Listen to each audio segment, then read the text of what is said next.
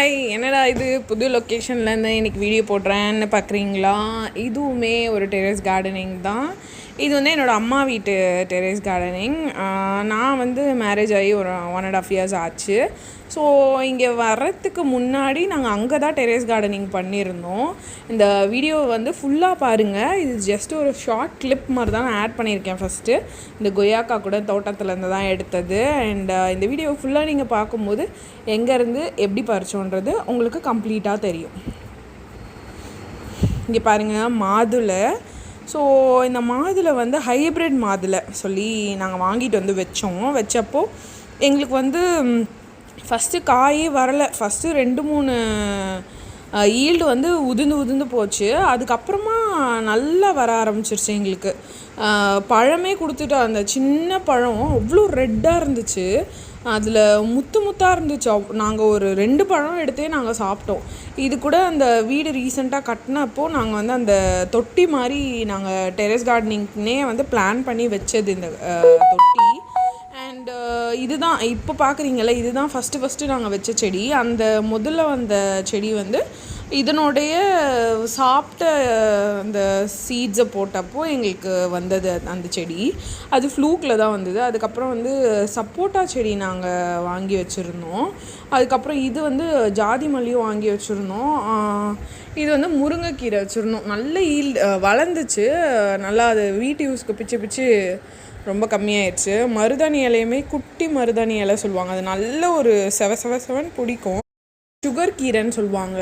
இது நம்ம வீட்டில் இருக்குது பார்த்தீங்களா, அந்த இருவாட்சி மல்லி, அந்த மல்லி தான்.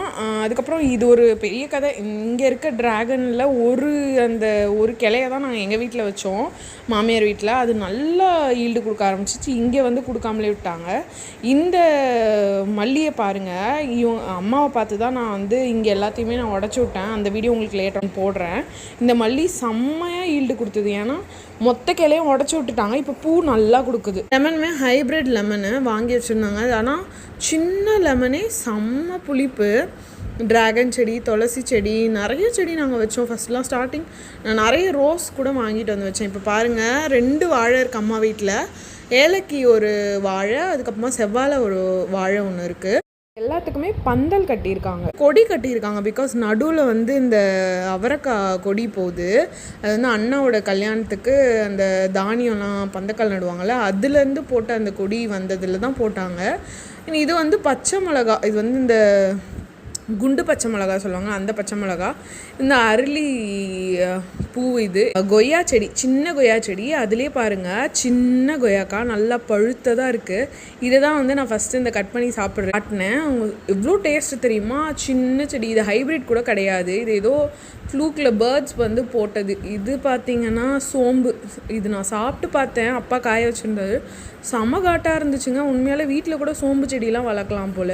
அப்புறம் பன்னீர் ரோஸு, அதுக்கப்புறம் ராணக்கல்லி செடி. என்னோடய சப்ஸ்கிரைபர் ஒருத்தவங்க சொல்லி கமெண்ட் பண்ணியிருந்தாங்க, கிட்னி ஸ்டோன் செடி வந்து ராணக்கல்லி அது பேர் அப்படின்னு சொல்லிட்டு சொல்லியிருந்தாங்க.